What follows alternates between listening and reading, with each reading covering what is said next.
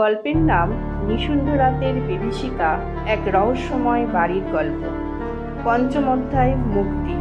পরদিন সকালে সুদীপ্ত খোঁজ নিতে শুরু করেন বাড়ির পুরনো নথি ঘেঁটে।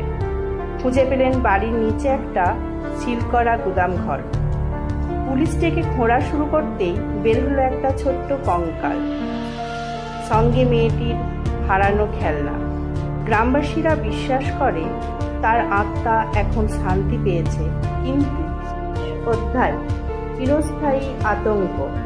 সুদীপ্ত চলে যাওয়ার সময় শেষবারের মতো ফিরে তাকালেন বাড়িটার দিকে। জানালার ফাঁক দিয়ে একজোড়া চোখ তাকিয়েছিল, সাদা জামা, ছোট্ট শরীর, মুখে একটু হালকা হাসি। তারপর থেকে সে যেই এ বাড়িতে ওঠে, রাতে ঠিক সেই প্রশ্নটা শোনে, তুমি কি আমাকে খুঁজে পাবে? আরও ভৌতিক গল্পগুলি শুনতে হলে আমাদের চ্যানেলটি সাবস্ক্রাইব করুন।